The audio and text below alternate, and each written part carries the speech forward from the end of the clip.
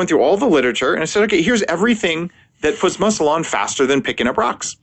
And it turns out there's a whole set of things, and then I stack rank them. So, in order, this one, then this one, then this one. So go through them. I think people would be interested to hear about what those are. Because I talk a lot about muscle as part of my longevity work and that conversation. So it is one of the central features of staying healthy and functional as you get older, and both metabolically and just physically functional.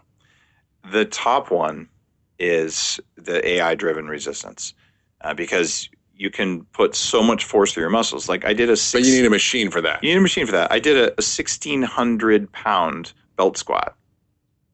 Okay, now, if I did that with real weights, I would have destroyed my body. As it was, this destroyed my shoes. Like literally, it ruined my $200 athletic shoes because they were like pancakes, right?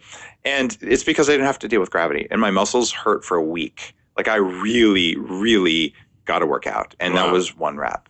Wow. Right. And so you can do this safely because if you drop a weight or you wobble, it tears something. Yeah. But with a machine that moves at a slow rate, nothing gets injured. But so let's say we don't have a machine for that.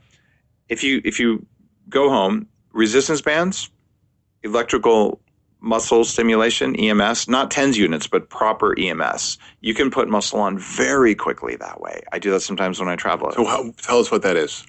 This is when you get a machine. Usually you go to a clinic. There's a few companies now who are selling them for home use, but these are more than $1,000, between $1,000 and $5,000 systems.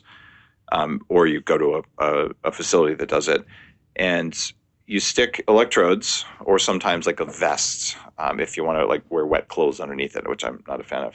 But you put a electrode where you want the muscle to be, and you turn the machine up. And in fact, I do this at parties at my house. And you turn the machine up, and suddenly your operating system, your body says, I can't do that. And instead you just focus and you do it anyway.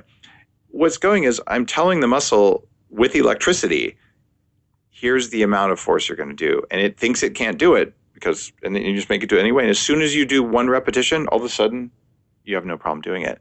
So what you're doing is you're resetting your operating system to realize it's going to have to be able to carry more. It's so afraid of getting injured that it won't turn on anywhere close to what it's capable of. And a lot of what we're doing in the gym is just showing the body it can do it. Right. You can use electricity to show the body you can do it a lot faster. So you got the AI-driven resistance. You've got bands. You've got the electrical stim. You've got blood flow restriction. And even if you're going to pick up rocks, it turns out that there are some techniques that work better than what you're probably doing. And the biggest thing you can do is super slow on the down part of the motion. So as you're setting the weight back down, eccentric, but 10 seconds slow.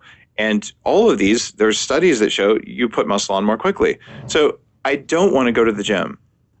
Because my operating system wants to save energy, I'm fundamentally lazy. All of my companies exist because I'm lazy. Right? Laziness drives human progress. I didn't want to walk, so I rode a horse. I didn't want to shovel poop, so I built a car. I didn't want to deal with a car, so I flew in an airplane.